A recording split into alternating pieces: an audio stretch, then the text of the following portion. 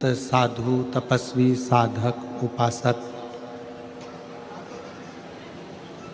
तब कर कर कर चले गए, पर शंकर को समझ नहीं पाए।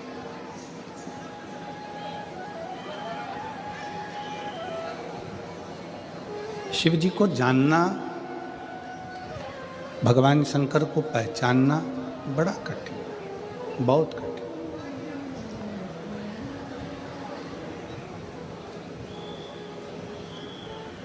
आपके और हमारे भी ना जाने कितने कितने जन्म निकल चुके होंगे, तब भी हम शिव को नहीं जान पाए, हम शंकर को नहीं पहचान पाए।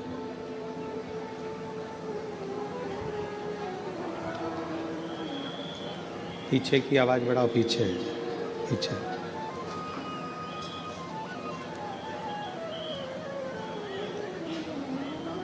ना जाने कितने कितने जन्म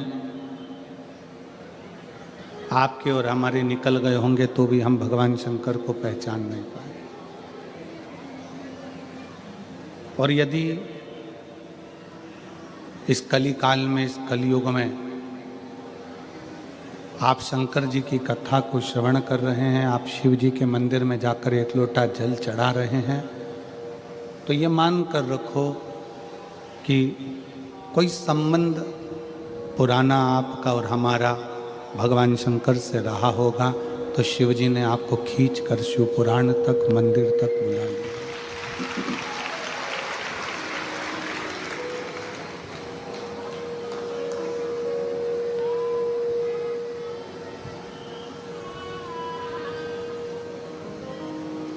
इस कलिकाल में शिव भक्ति, इस कलिकाल में भगवान शंकर का स्मरण, शिव की उपासना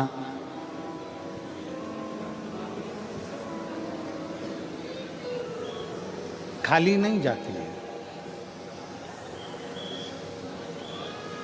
शिव भक्ति का एक सबसे बड़ा फल है कि शंकर की भक्ति कभी निष्फल नहीं होती।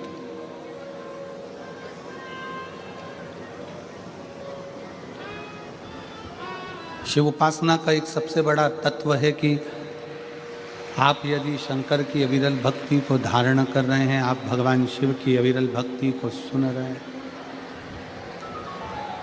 तो वो भक्ति खाली नहीं है।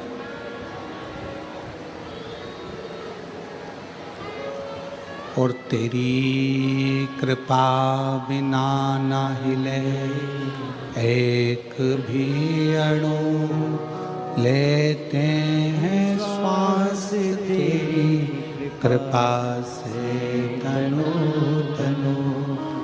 बखान क्या करूं मेरा के ढेर का, चपटी भभूत में खजाना कुबेर का। हे गंगाधार मुक्ति द्वार ओंकार तू, भोले ओंकार तू। आयो शरण तिहारी शंभु तार तार। मेरी जीजियों, मेरे जीजाओं, बेटियों, बेटाओं, मेरी माताओं,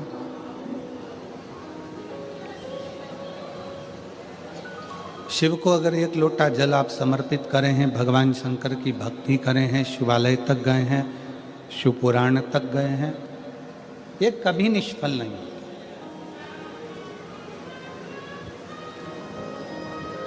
इसका फल मनुष्य को मिलता जरूर, हाँ,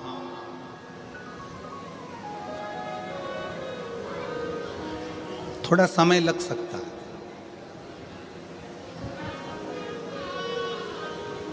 पर शिव महापुराण की कथा कहती है कि भले समय लग जाए, पर जैसा एक बच्चा होता है, एक बालक होता है,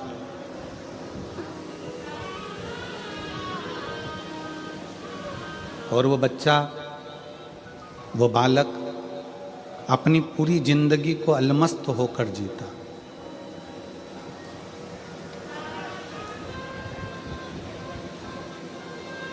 बूढ़ा व्यक्ति पुरानी बातों को याद करता है, पुराने पुराने विचारों को याद करता है, पूर्व में जो हो चुका है उसको याद करता है और चिंता करता है।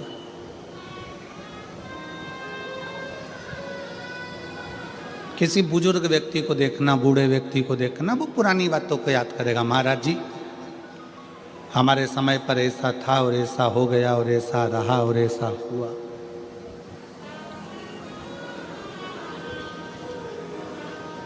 वो पुरानी बातों को याद करेगा, पुरानी बातों को विचारेगा, पुरानी बातों का स्मरण करेगा और बाद में उस पुरानी बातों की चिंता में ही लग जाएगा। जवान व्यक्ति, युवान मेरे भाई बहन, युवान व्यक्ति आने वाले समय की चिंता में रहते हैं। हो सकता है कल का मार्केट डाउन हो जाए, हो सकता है कल का ये मार्केट टूट जाए, कपास डाउन हो जाए, या सोयाबीन ज़्यादा हो जाए, या ये हो जाए या वो हो जाए। बूढ़ा व्यक्ति पुरानी बातों को याद कर कर चिंता करता है, चिंतित होता है और चिंता में डूबता है। युवान भाई बहन, नवयुवक बेटा बेटी आने वाले कल की चिंता में डूबे रहते हैं और वो अपनी जिंदगी को कल की चिंता में लगाते लगाते लगाते लगाते मायूस हो जाते हैं, चिंतित हो जाते हैं। बूढ़ा पुरानी बात से चिंतित हो रहा है, नवयुवक बेटा बेटी कल की बात से चिंतित हो रहे हैं। केवल एक, तुम्हारे घर में अगर कोई छोटे बच्चे हों, उन बच्चों को देखना, उनको पुरानी बात से भी मतलब नहीं रहता और उनको आने वाले कल से भी मतलब नहीं रहता। वो अपनी मस्ती में जीते। कल क्या हुआ भूल गए, मम्मी ने कितना डांटा भूल गए, पापा ने क्या कहा भूल गए, दादी ने पटक कर खूब मारा भूल गए। वापिस आए, दादा की गोद में बैठ गए, दादू ऐसा, दादी ऐसा, मम्मी ऐसा, पापा ऐसा, भूल गए। बूढ़ा व्यक्ति पुरानी बातों को याद कर कर रोता है, चिंता में डूबा रहता है। जवान व्यक्ति कल की चिंता में डूबा रहता है और बचपना बच्चा कोई चिंता नहीं करता। उसको मालूम है कि मेरे दादा दादी, मेरे माँ बाप बैठे हैं तो मुझे चिंता क्या करना। बस आपको और हमको भी वही जिंदगी जीना है एक बच्चे जैसी, कि प्रसन्न होकर जियो और जब भी चिंता लगे तो ये कह दो कि मेरे दादा दादी बैठे हैं, मेरे महादेव, मेरे शंकर बैठे हुए हैं, मेरा शंभु बैठा है। अकाल मृत्यु वो मरे जो काम करे चंडाल का, और काल उसका क्या बिगाड़े जो भक्त हो महाकाल का। जो शिव की उपासना में डूबा हुआ है, जो शंकर की आराधना में डूबा हुआ है, तो उसको ये सोचना चाहिए कि मैं बच्चा, वो मेरा बाप।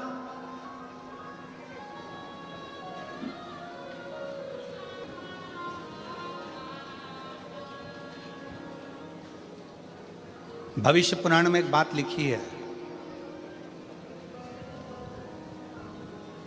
यहां बैठे हुए सभी श्रोताओं को,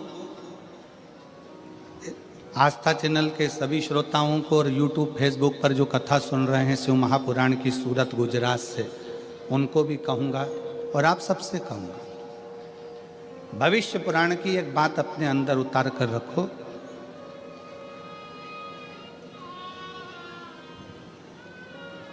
आपकी जब उम्र बढ़ती चली जाए,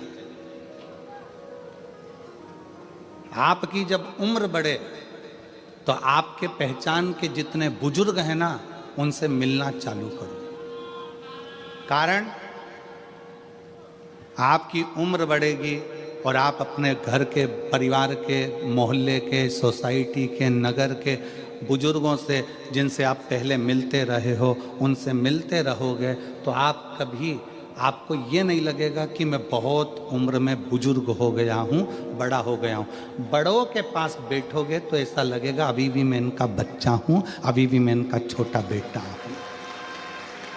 ये भविष्य पुराण कहती है। बड़ों के पास बैठने से हम बहुत बड़े नहीं होते, हम छोटे की छोटे ही रहते हैं। पत्नी के पास बैठोगे तो वो कह देगी तुम्हारी उम्र इतनी हो गई, तुम्हारा बर्थडे ये वाला आ रहा है, तुम्हारा वो जन्मदिन ये वाला आ रहा है। पति के पास बैठोगी तो कह देगा कि तुम्हारा जन्मदिन ये वाला आ रहा है। बहन के पास बैठोगे तो बहन कह देगी तुम्हारा जन्मदिन ये आ रहा है। भाई के पास बैठोगे तो कह देंगे तुम्हारा जन्मदिन ये आ रहा है। पर किसी घर के बुजुर्ग के पास बैठोगे, अपने माता पिता के पास, अपने काका काकी के पास, अपने बुआ फूफा के पास, अपने मामा मामी के पास, अपने नाना नानी के पास, अपने दादा दादी के पास, अपने मोहल्ले में रहने वाले किसी बुजुर्ग के पास बैठोगे तो वो तुरंत कह देगा मुझे तो नहीं लगता कि इतने साल का हो गया, तो मेरा वही छोटा सा बबुआ है, तू मेरा भी छोटा सा बेटा है। उसकी निगाह में आप छोटे की छोटे ही हो, उसकी निगाह में आप छोटे की छोटे ही हो।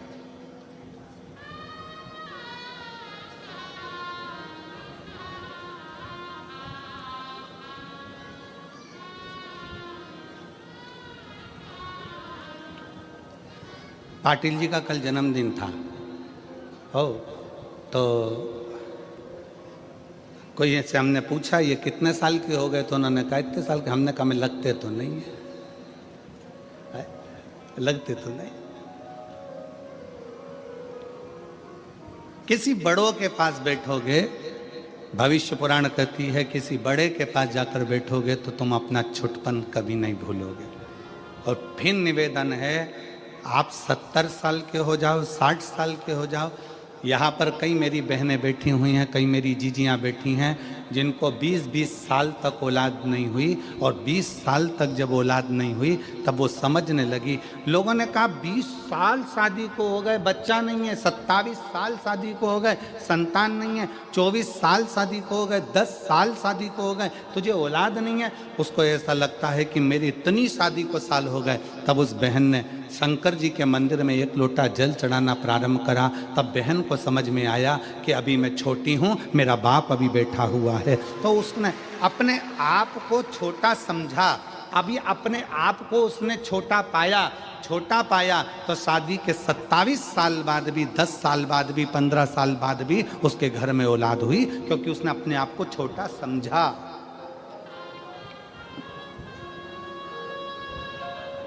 बड़ी बहू और छोटी बहू, इसमें दोनों में सबसे ज्यादा सुखी कौन सी रहती है?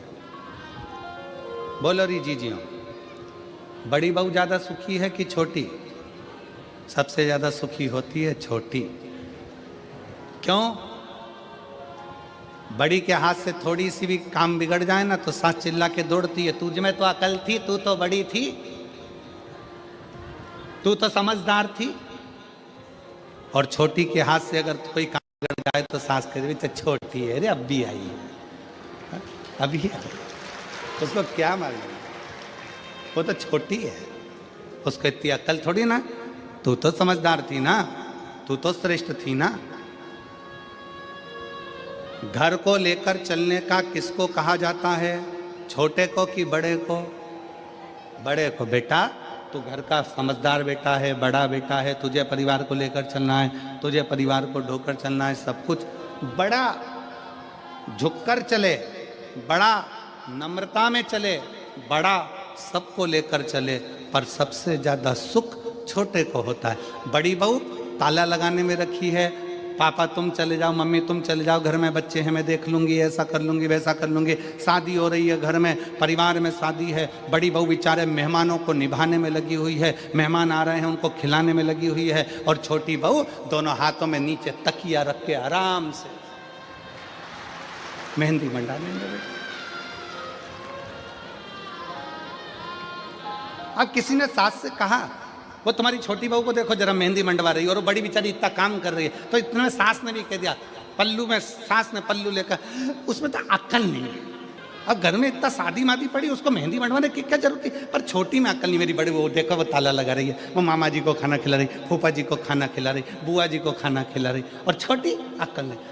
और बड़ी बहू को तैयार होने की फुर्सत नहीं, और छोटी पार्लर में 2 घंटे से गई है, 2 घंटे से वो मुंडा ऊपर करके कजन क्या पोत पोता के 2 ककड़ी का टुकड़ा रख के बैठी 2 घंटे।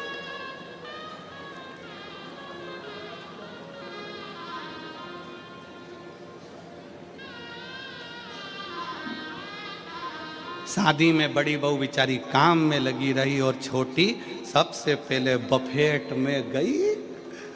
इसमें पानी और डालो, पानी डाल के फिर किसी ने कहा वो देखो तुम्हारी छोटी बहू को देखो जरा। अब क्या करें, देखो उसमें अक्ल नहीं है, हमारी बड़ी बहू समझदार है। तो अच्छा ईमानदारी से बोलो, बड़ी बहू समझदार समझदार समझदार समझदार समझदार, तो जायदाद का हिस्सा बड़ी बहू को ज्यादा मिलेगा क्या? नहीं, हिस्सा दोनों को बराबर मिलेगा। तो समझदार रहने से फायदा कौन सा?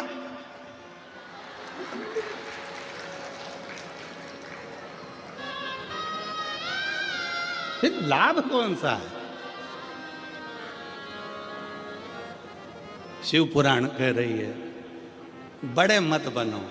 शिव पुराण कहती है दिल से हमेशा स्मरण करना, दिल के बड़े बनना, पर अपने हृदय से छोटे रहकर, चित्त से छोटे रहकर, छोटे रहकर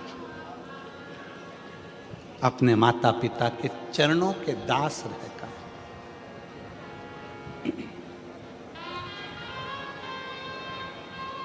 शिव के चरणों के दास बनकर,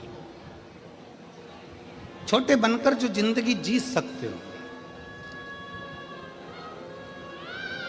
छोटे बनकर जो सुख झेल सकते हो, जो ले सकते हो, वो सुख कहीं नहीं मिल सकता। भविष्य पुराण कहती है कि बड़े को चिंता, बड़ा स्मरण करता रहता है पूर्व का, जवान युवान बहन भाई चिंता में डूबे रहते हैं कल की, और बच्चा अपनी आनंद की जिंदगी जीता है। उसको मालूम है मेरे घर में मेरे माँ बाप है,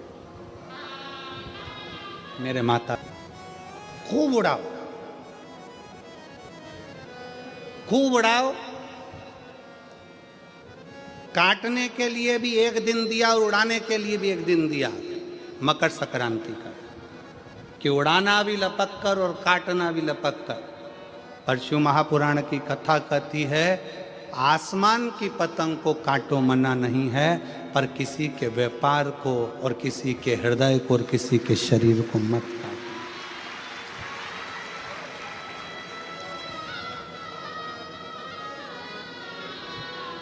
काटो। अपने पड़ोस में किसी बेटी का संबंध हो रहा है, किसी बेटे की शादी हो रही है, कोई तुमसे पूछने आया कि साहब शादी कर रहे हैं, लड़का कैसा है? काटना नहीं, बहुत अच्छा है, बहुत अच्छी बेटी है, करो, बड़े प्रेम से करो, बहुत अच्छे से करो, बहुत श्रेष्ठता से करो।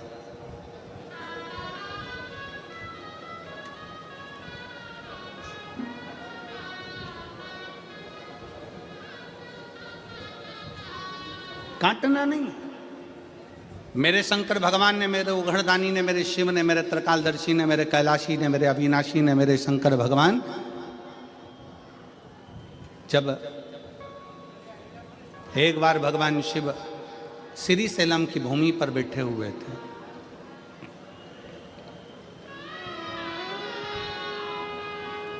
और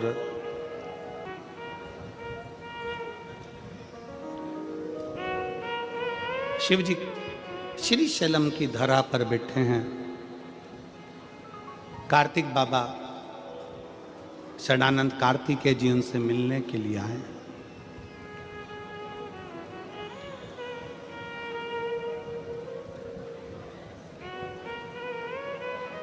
शिव जी के साथ में माता पार्वती जी भी विराजमान।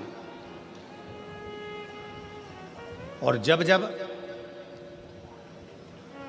मेरे महादेव श्री शैलम की भूमि पर बैठते हैं, जब जब मेरे देव अधिदेव महादेव श्री शैलम में जाकर बैठते हैं पार्वती जी के साथ में, तब तब माता पार्वती जी शंकर भगवान से गायन विद्या को सीखती है।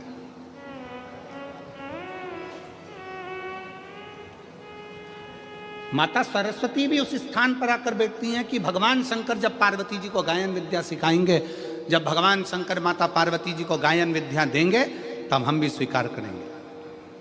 और श्री शैलम की भूमि पर जब जब महादेव भगवान शंकर पार्वती जी को गायन विद्या देते हैं, उस जगह पर तुमरुका जी भी आकर खड़े हो जाते हैं। तुमरुका जी जिनका घोड़े का मुख लगा है, वीणा हाथ में, करताल हाथ में, शिव शिव शिव शिव, ओम नमः शिवाय, ओम नमः शिवाय, ओम नमः शिवाय जपते हैं।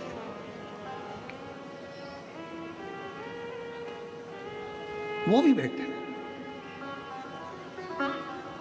शिव महापुराण की कथा कहती है,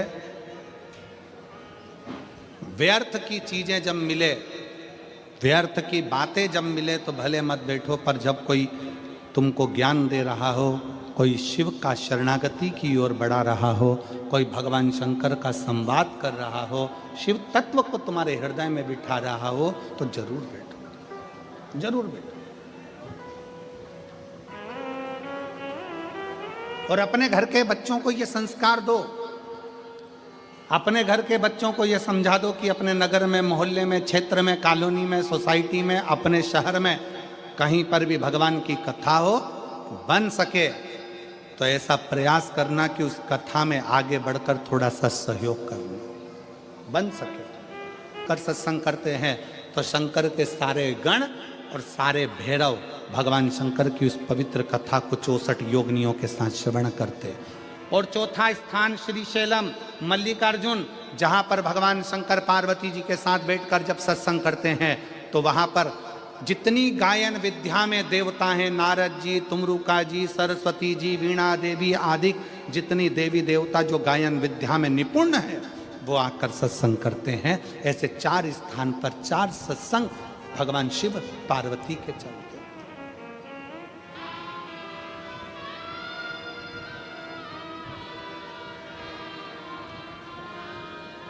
शिव महापुराण का एक नियम बड़ा प्रबल है।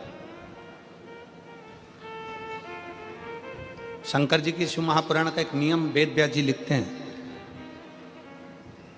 जिस समय पर बिंदु प्रेत योनि में चला गया, चंचुला देवी कथा को सुनने के लिए ईश्वर जी और गोरा जी के रूप में शंकर पार्वती को विराजमान कर देती हैं।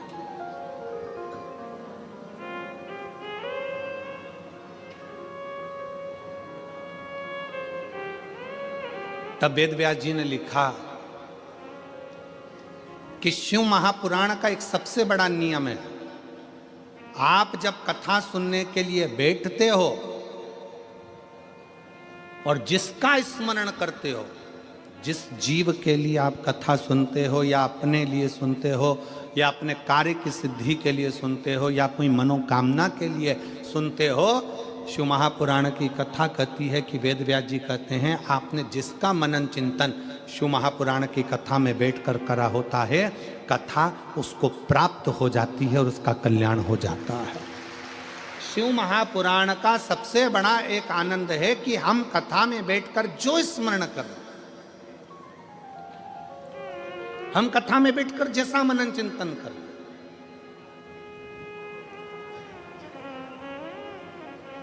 इसलिए निवेदन है कथा में बैठकर हमेशा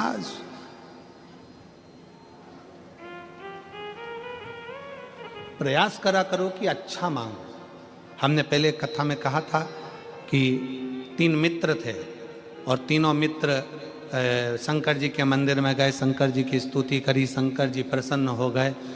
शंकर जी ने कहा मांगो पहले वाले से, तो वो बहुत 2 मित्र काले थे, एक गोरा था, तो उस काले मित्र ने कह दिया भगवान मुझे गोरा कर दो। शिव जी ने उसको गोरा कर दिया। दूसरा मित्र भी काला था, उसने भी भगवान से मांगा भगवान मुझे गोरा कर दो, भगवान ने उसको भी गोरा कर दिया। अब तीसरे का नंबर आया, उससे पूछा तू मांग ले, तो कि जैसे थे वैसे ही कर दो, ये जैसे थे इनको वैसा कर दो, काले थे काला ही कर दो।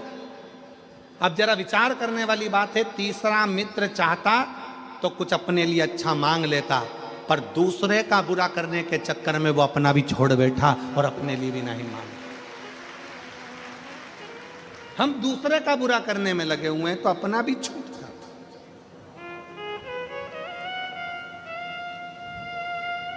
भगवान शंकर बैठे हैं श्री शैलम की भूमि पर, षडानंद कार्तिकेय जी उनके पास में आए हैं। षडानंद कार्तिकेय और शंभु शरने पड़ी, मांगू घड़ी रे घड़ी, दुख काटो दया करी न दर्शन आपो, शंभु शरणे पड़ी, मांगू घड़ी रे दुख काटो, दया करीने दर्शन आपो। कार्तिकेय जी आए, बैठे। षडानंद कार्तिकेय जी ने भगवान शंकर जी के सम्मुख में एक प्रश्न रख दिया।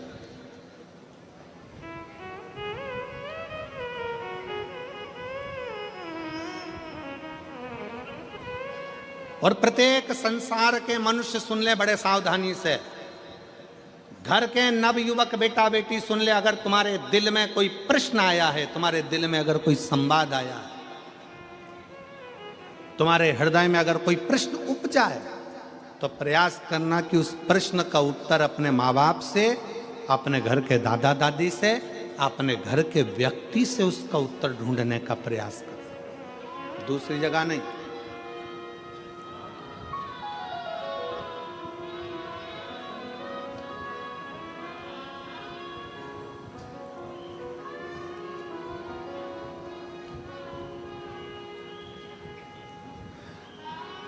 एक बात हम कहने जा रहे हैं, हो सकता है कि कई लोगों को बुरी लग जाए, और वैसे भी हमारी बात जरा लोगों को बुरी लगती ज़्यादा।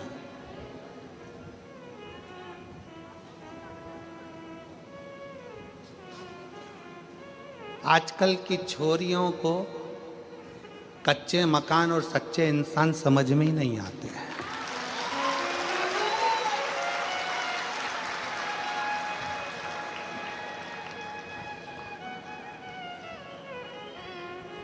आजकल की छोरियों को कच्चे मकान और सच्चे इंसान समझ में नहीं आते।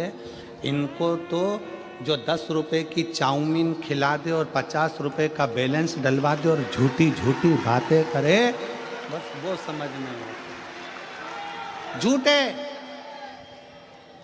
जिनके पास खुद गाड़ियां नहीं है, दूसरे की गाड़ी सुधारने के लिए आई थी, 50 रुपए का पेट्रोल डलवा के बुड़ बुड़ करके गाड़ी सुधारने वाला व्यक्ति गाड़ी लेके आज की छोरियों को लेकर सनातन धर्म को बर्बाद करने के लिए सनातनियों की बेटियों को लेकर जब घूमने निकलता है, तो आजकल की छोरियों को, आजकल की बेटियों को वो झूठे, वो कपटी, वो बेईमान अच्छे लगते हैं, और जो सनातनी सच्चे हिंदू हैं वो अच्छे नहीं लगते।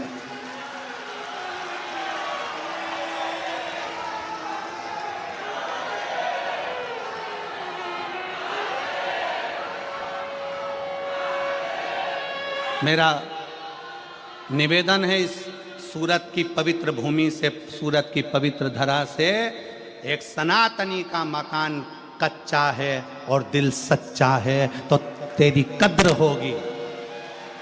अगर एक सनातनी का मकान कच्चा है और दिल सच्चा है तो तुम्हारी कद्र होगी। और झूठे व्यक्ति के चक्कर में फंस गए बंगला देखकर, तो फ्रीज में 41 टुकड़े भी मिलने के लिए तैयार रखिए। अटैची में भरे हुए टुकड़ों को भी गिनने के लिए तैयार रहिएगा। इसलिए निवेदन है, कच्चा मकान और सच्चे इंसान को थोड़ा सा परखिए, समझिए। ये सनातन धर्म कमजोर धर्म नहीं है, जिंदगी में आदर करना सिखाता है, सत्कार करना सिखाता है, इसको पहचानिए। हम जानते हैं, हम बोलेंगे और लोग बवाल मचाएंगे, लोगों को काली मिर्ची जरा ज़्यादा लगती है। और शिव तत्व शंकर को पहचानिए। जब जब नवयुवक को, मेरे षडानंद कार्तिकेय जी के हृदय में, मेरे कार्तिक बाबा के हृदय में जब कोई प्रश्न उपजा तो उन्होंने अपने पिता से कहा, कोई प्रश्न उपजे अपनी माता से कहा। आज के ज़माने में अंदर कोई बात उपजती है तो सबसे पहले हम पूरे मोहल्ले में कह देते हैं, पर अपने घर में रहने वाले व्यक्ति को बता नहीं पाते, क्योंकि हमारा विश्वास दृढ़ नहीं हो पाता, हमारा भरोसा दृढ़ नहीं हो पाता। मेरा बेटियों से, मेरे बेटाओं से निवेदन है, तुम्हारे मन में अगर कोई भाव है तो पहले अपने माता पिता से कहो, पापा ऐसी बात है, मम्मी ऐसी बात है। हम पूरे मोहल्ले को बता रहे, हम अपनी सहेलियों को बता रहे, अपने दोस्तों को बता रहे, अपने फ्रेंडों को बता रहे, सबको बता रहे, पर वो अपने घर में रहने वाले व्यक्ति को नहीं बता पा रहे।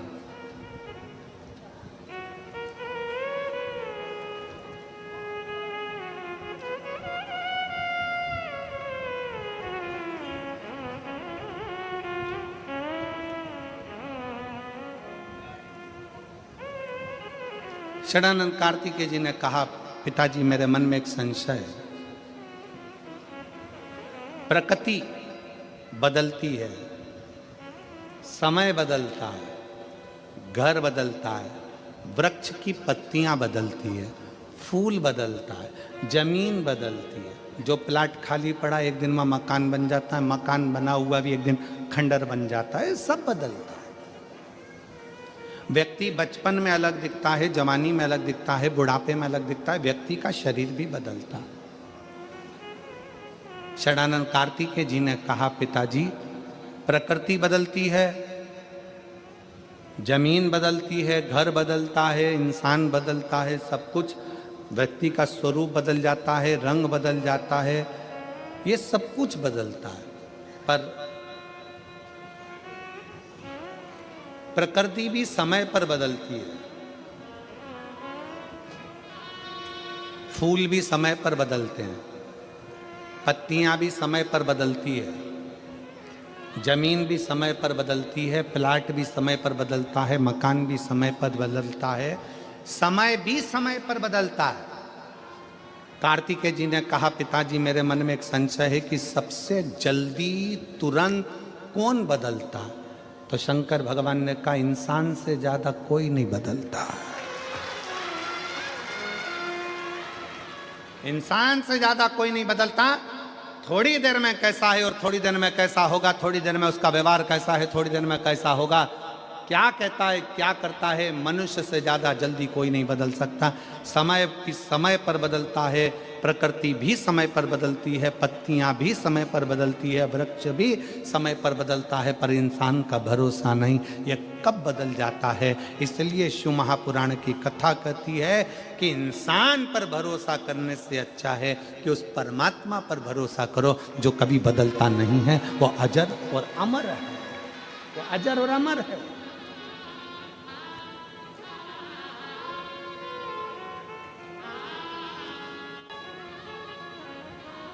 वो कभी नहीं बदलता। और इसीलिए आज कलिकाल में ये लाखों शिव भक्तों का जो एक नज़ारा आप लोग देख रहे हैं टीवी चैनल के माध्यम से, सूरतवासी देख रहे होंगे, शायद सूरत के इतिहास में पहली बार ऐसा कोई शिव महापुराण का दिव्य और भव्य आयोजन होगा जिसके पहले दिन कथा में 8 लाख से ज्यादा शिव भक्त पहुंचे।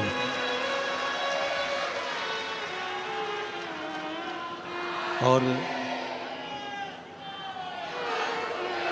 कथा विराम होने के बाद यहाँ से निकलने में भी लोगों को इतना समय लगा कल, पर आज मैं यहाँ के कलेक्टर महोदय को, यहाँ के एसपी महोदय को, यहाँ के SSP, DIG, IG, commissioner, Surat, Gujarat के सभी collector, SP, SSP, DIG, IG महोदयों, उनको धन्यवाद देता हूँ, पूरी प्रशासन को धन्यवाद देता हूँ जिन्होंने बहुत अच्छी व्यवस्था आज पूर्ण रूप से संभाली और बहुत अच्छी तरह से कल भी संभाली, आज भी उन्होंने पूर्ण व्यवस्थाएं बहुत अच्छी संभाली। एक बार यहाँ के कलेक्टर महोदय, एसपी, एसएसपी, डीआईजी सबके लिए साधुवाद है, बहुत बहुत पूर्ण व्यवस्थाएं संभाल रहे। लाखों शिव भक्त, चारों तरफ से आना, चारों तरफ से प्रशासन को संभालना थोड़ा कठिन पड़ता है। और प्रयाग में तो महाकुंभ है, पर सूरत में भी यह कुंभ कोई छोटा मोटा नहीं है, यह साधारण नहीं है, यहाँ भी शिव भक्तों का वही कुंभ है। और कल युग में शिव युग आया, महादेव ये तेरा रचाया है। कल युग में शिव युग आया है, महादेव ये तेरा रचाया, महादेव ये तेरा रचाया है। माँ जी ने, भगवान विष्णु ने एक बड़े से पर्वत को घुमाना प्रारंभ किया। एक शिवलिंग की आकृति प्रकट हो गई। ब्रह्मा जी विचार करते हैं कि इस शिवलिंग का चरण कहाँ है और इसका शीश कहाँ है। चरण कहाँ, शीश कहाँ। शिव महापुराण की कथा कहती है घर के अंदर जो शिवलिंग है, घर के अंदर जो शिवलिंग विराजमान है, उस शिवलिंग में यह मत सोचो कि यह छोटा है कि बड़ा है। शिव महापुराण की कथा कहती है शंकर कुबेरेश्वर धाम का जैसे एक कंकर शंकर है, उसी तरह घर में रखा हुआ शिवलिंग ज्योतिर्लिंग के बराबर है। ज्योतिर्लिंग के शिव कथा कह रही है, भगवान शंकर का संवाद कर रहा है, शिव महापुराण का चरित्र कह रहा है। शंकर भगवान को जानने के लिए ब्रह्मा और विष्णु ने पर्वत को घुमाया, एक शिवलिंग की आकृति उत्पन्न हो गई। उस शिवलिंग की आकृति का चरण और शीश ढूंढ रहे, उस शिवलिंग की आकृति का चरण और शीश ढूंढा जा रहा। मत ढूंढिए,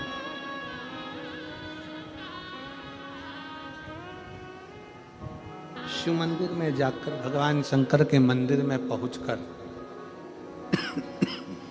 भगवान शिव की शरणागति में जाकर अगर कुछ ढूंढना है तो देवादिदेव महादेव की कथा कहती है कि स्वयं शंकर को ही ढूंढो। दूसरी वस्तुओं को ढूंढने की जरूरत नहीं है, केवल शिव को ढूंढो।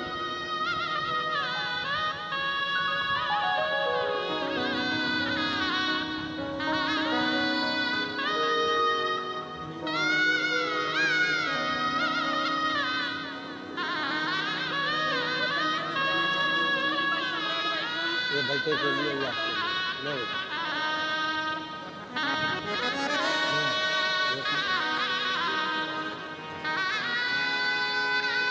आप ही के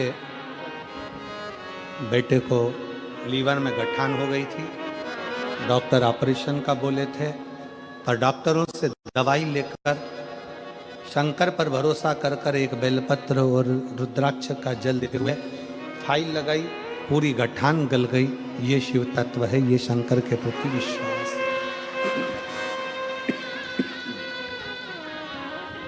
ये शंकर के प्रति करा गया भरोसा है, स्मरण।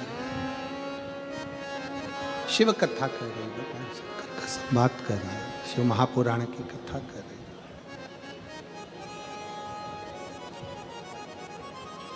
ब्रह्मा जी शीश देखने के लिए गए, भगवान विष्णु चरण देखने के लिए गए।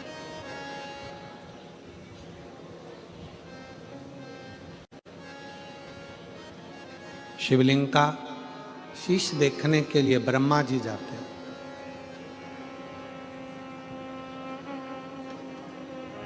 और भगवान विष्णु भगवान शंकर का चरण ढूंढने के लिए जाते हैं। भगवान विष्णु को यह मालूम था कि चरण नहीं मिलेगा,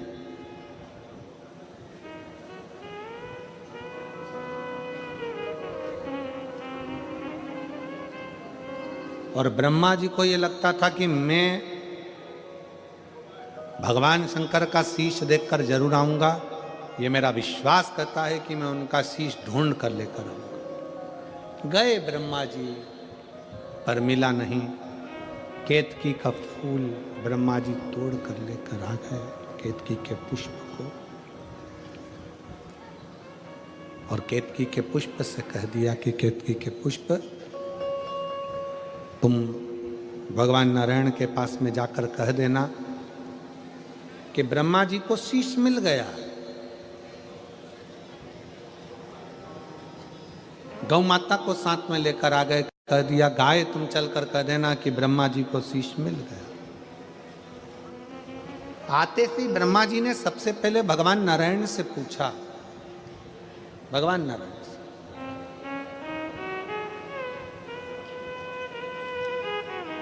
ब्रह्मा जी ने पूछा कि ये बताओ भगवान नारायण से कि आपको भगवान शंकर का चरण मिला है क्या?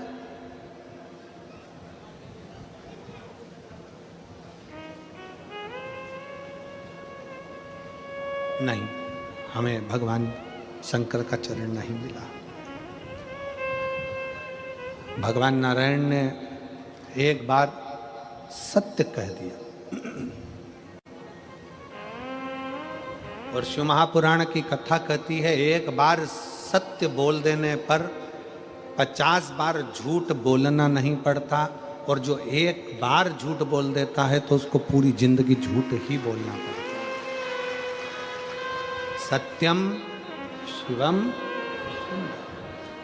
शिव की जीवन में शंकर भगवान को पाने के लिए सत्य बहुत जरूरी है, बहुत जरूरी है।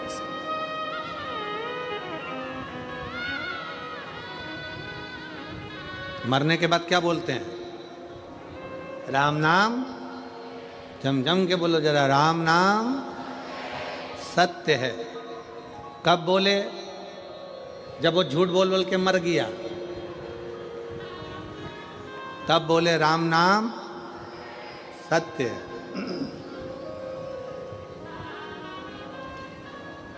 और हम तो कहते हैं कि मरने के बाद राम नाम सत्य बोलने से अच्छा है कि किसी के घर दिवाली मिलने जाओ तो हैप्पी दिवाली ना कहते हुए कह दो काका जी राम नाम सत्य है। काका जी के शरीर में थोड़ा सा करंट लग जाए और काका जी बोलेंगे क्यों रे, बुरा चाहता है? नहीं, बुरा नहीं चाहता, मरने के बाद सत्य नहीं बोल पाओगे इसलिए कह रहा हूं कि दिवाली निकलती जा रही है, साल निकलते चले जा रहा है, थोड़ी सत्य की जिंदगी जी लो और अपने जीवन को सार्थक बनाने का प्रयास करो।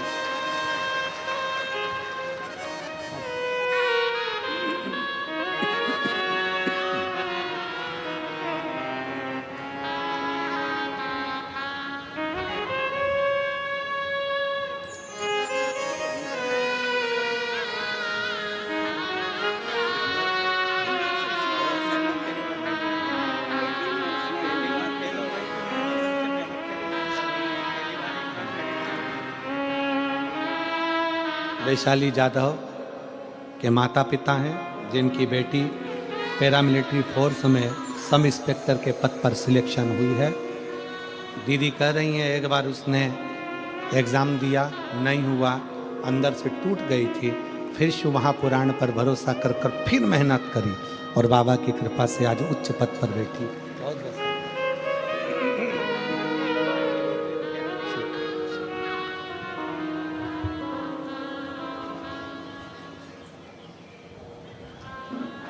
सत्य की जिंदगी जियो, और जितना सत्य की जिंदगी जियोगे उतना जीवन की सार्थकता होगी।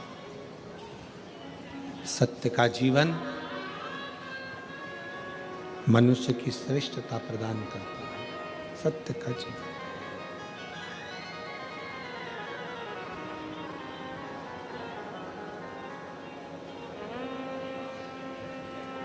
ब्रह्मा जी झूठ बोल दिए, केतकी के पुष्प ने झूठ बोल दिया, गौ माता ने झूठ बोल दिया, तीनों ने झूठ कर दिया। केतकी के फूल ने झूठ बोला तो भगवान शंकर ने कहा कि केतकी के पुष्प तू झूठ बोलता, तुझे मैं श्राप देता हूं कि सारे देवताओं पर तू चढ़ेगा पर शंकर पर कभी नहीं चढ़ेगा। गौ माता तुम झूठ बोलती हो, तुम्हारा सारा शरीर पूजा जाएगा पर तुम्हारा मुख अपूज्य हो, तुम्हारा मुख अपूज्य हो। ब्रह्मा जी झूठ पर झूठ बोल रहे हो। शंकर भगवान के शिवलिंग में से भगवान शंकर का प्रतिबिंब प्रकट होता है और भगवान शंकर अपने पैर के अंगूठे से नख तोड़कर उससे काल भैरव को प्रकट करते हैं और काल भैरव को प्रकट कर कर काल भैरव को आज्ञा कर देते हैं कि जाओ, जाकर ब्रह्मा जी का शीश काट दो। ब्रह्मा जी का शीश कटकर बहुत कोसों दूर गिरता है। ब्रह्मा जी के कटे हुए शीश से कर्मनाशा नदी प्रकट हो जाती है, जो नदी कर्मों का नाश कर देती है, उनके रक्त से प्रकट हो, उनके रक्त से कर्मनाशा नदी प्रकट हो गई। भगवान विष्णु ने भगवान शंकर जी से प्रार्थना करी कि प्रभु, ये जो ब्रह्मा जी का सिर कट कर नीचे गिरा है, इससे लोग नफरत करेंगे, आप कृपा कर दो। तब भगवान ने कृपा करी और कहा कि ब्रह्मा जी का कटा हुआ शीश बट का पेड़ बनेगा, बट वृक्ष बनेगा, और उस बट वृक्ष के नीचे भगवान शंकर स्वयं विराजमान होंगे और शिव जी का नाम बटकेश्वर महादेव होगा। बोलो बटकेश्वर महादेव की जय। भगवान शंकर का नाम बटकेश्वर हो गया। शिव जी बड़ के पेड़ के नीचे विराजमान हो गए।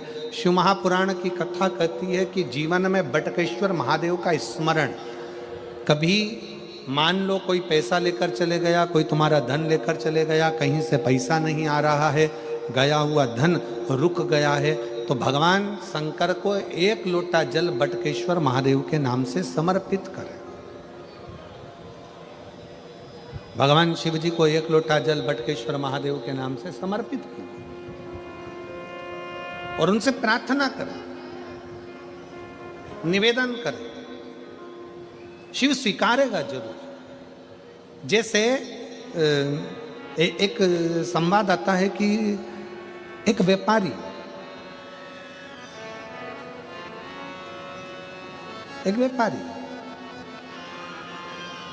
व्यापार को जाता है,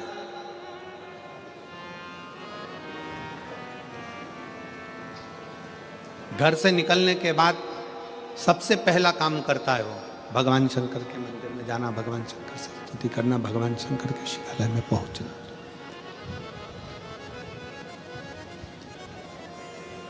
सबसे पहला काम उसका एक ही रहता है। व्यापारी घर से निकलता है, सबसे पहला काम करता है कि शंकर भगवान के शिवालय में, भगवान शंकर के मंदिर में, भगवान शंकर के शिवालय में, भगवान शंकर के दिवालय में जाकर बैठे, शिव नाम को उच्चारता है, शिव भक्ति को उच्चारता है।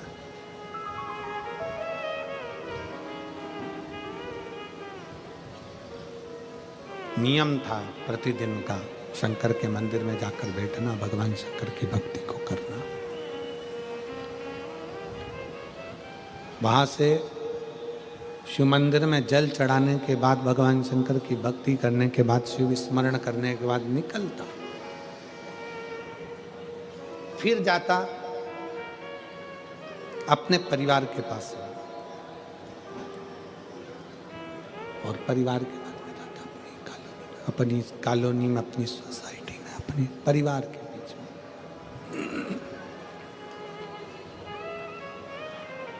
पहले परिवार के पास जाता, परिवार से फिर अपनी सोसाइटी में, कॉलोनी में, मोहल्ले में, नगर में, फिर अपने क्षेत्र में जाता और क्षेत्र में भ्रमण करने के बाद वो फिर अपने व्यापार को चला जाता। शंकर का बड़ा उपासक था।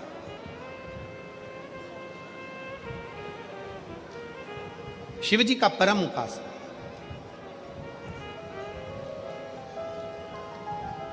शिव की भक्ति में एक मिनट बिना भक्ति के शंकर के रह ही नहीं पाता था। और उसकी भक्ति, उसका विश्वास, उसकी दृढ़ता, उसकी भजन, उसका स्मरण, उसकी भक्ति, उसका विश्वास, उसका कीर्तन, उसका नाम जाप, उसका स्मरण अविरल था। व्यापार करता, व्यापार में से जो धन लेकर आता, सबसे पहले जैसे शंकर के मंदिर में जाने के बाद व्यापार पर जाता, परिवार से मिलता, आते समय में भी वो अपना धन लेकर शंकर जी के मंदिर में आता और सबसे पहले शिव जी के पास बैठ जाता। ये हमें सीखना है, ये हमको सीखना चाहिए, ये हमको प्राप्त करना चाहिए कि व्यापारी घर से निकलकर सबसे पहले शंकर के मंदिर तक जाता है, शंकर के मंदिर के बाद फिर सबसे मिलने के बाद फिर व्यापार पर जाता है। आता है तो सबसे पहले शंकर के शिवालय में जाता है, शंकर के मंदिर में जाता है, फिर अपने घर को जाता है। अर्थात शिव महापुराण की कथा कहती है, आप घर से निकलते समय आपके घर के अंदर जो शंकर का मंदिर है, आपके घर के अंदर जो शिवालय है, आपके घर के अंदर जो भगवान का मंदिर देवालय है, सबसे पहले व्यापार पर जाने से पहले या घर से बाहर जाने से पहले पहले शंकर जी का मंदिर जो आपके घर में, पहले उसके चरणों में जाकर अपना शीश नवाइए, उसको प्रणाम करिए और उसको नमन कर कर फिर अपने व्यापार की ओर जाइए, फिर अपने व्यापार की ओर। और व्यापार से आने के बाद में भी भगवान शंकर की भक्ति करिए। आने के बाद भी सबसे पहले अपने ठाकुर जी के पास, अपने लड्डू गोपाल के पास, अपने शंकर जी के पास, अपने राम जी के पास, अपने कृष्ण जी के पास, अपने घर में जो भगवान का मंदिर है, अपने घर में जो शिवालय है, अपने घर के अंदर जो देवालय है, पहले उसके पास जाइए और उनको नमन करिए कि आपकी कृपा से आज मेरा व्यापार ठीक हुआ, आपने करा, आपका करा हुआ है जो मैं करा हूं।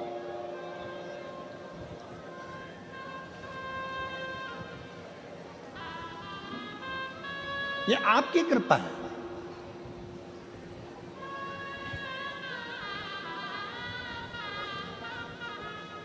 काशी क्यों जाते हैं लोग? जम के बोलो जरा, काशी काहे के लिए जाते हैं? दुनिया के लोग काशी क्यों जाते हैं? कि वहां जाएंगे, अगर हमारे प्राण छूट गए, हमारा शरीर छूट गया, तो हमें संसार सागर में फिर से जन्म लेना नहीं पड़ेगा, हम हमारे महादेव के चरणों में जाकर विलीन हो जाए, हम हमारे महादेव के चरणों में जाकर रह जाएं।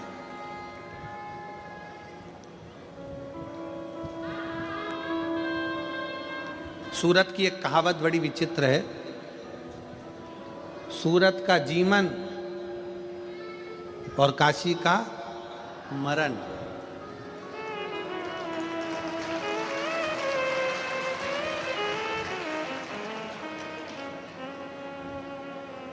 कल हमारे सोमानी जी हमको सुना रहे थे ये कि सूरत का जीवन और काशी का मरण। कहते हैं सूरत में लोग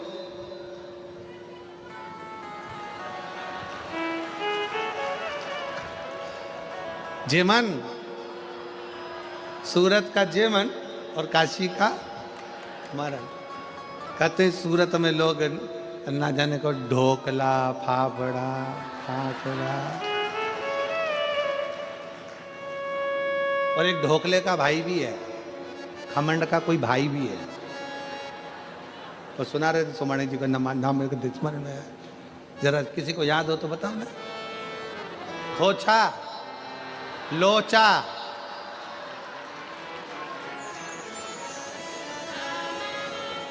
अच्छा लोचा हुआ तो